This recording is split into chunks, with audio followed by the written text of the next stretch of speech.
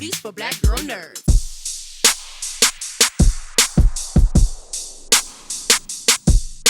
Beautiful Cynthia Erivo. Good to see you again. Hello. To talk to you. When I saw this, it took me back to one of my favorite series through my life, The Twilight Zone, and how it was all these interesting stories in one place. The woman who found bites on her skin. It's such an interesting story and what it's metaphorical for. When you see projects like this and you agree to them, how do you think these further enhance opportunities for Black women in Hollywood, for women storytellers? Because this is a fabulous, fabulous series.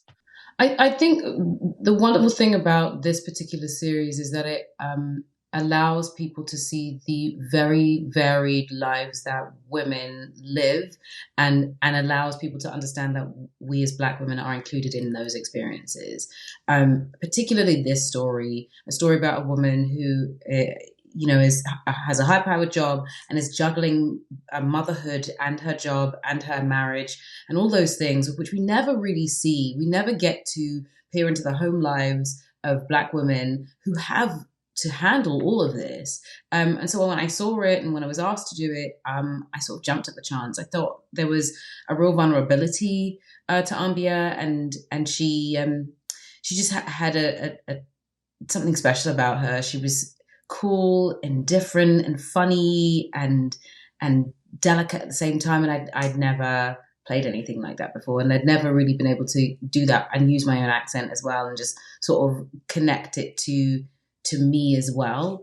I felt like this was an opportunity to sort of be a bit of a voice for all of those working mothers out there who are just trying their very, very best. And I thought it was important to tell that story. Yeah.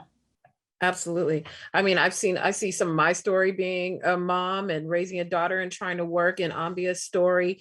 With this, she doesn't take enough time for her mental health, as most of us don't, because we just don't have the time. When you think of your own personal mental checklist for prioritizing and trying to accomplish things, what are some tips you have for prioritizing your mental health while balancing it with work and other obligations that you have in your life?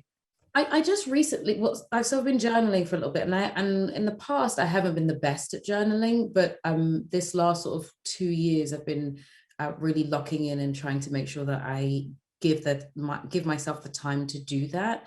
And what I also discovered whilst journaling is that I could make little lists of things that I could do specifically for myself that I knew would help with like ordering my mental health and ordering the way I wanted to move through the day. So like there's a list at the back of my journal that says drinking water and how much water I've had, making sure I've worked out, have I read, that I take French lessons, so did I do a bit of French today, and have I done a stretch, and have I journaled. So there's like a list of checklists that I go through for things that I know help me and my mental health and myself, just my holistic being throughout each day, because it sort of recenters me.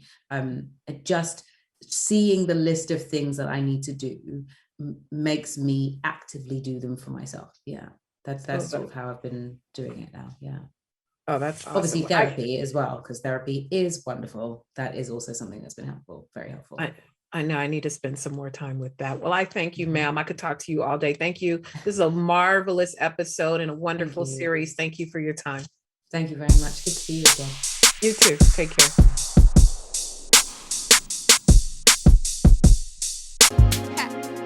Better shake your booties for black girl nerds. Better shake your booties for black girl nerds.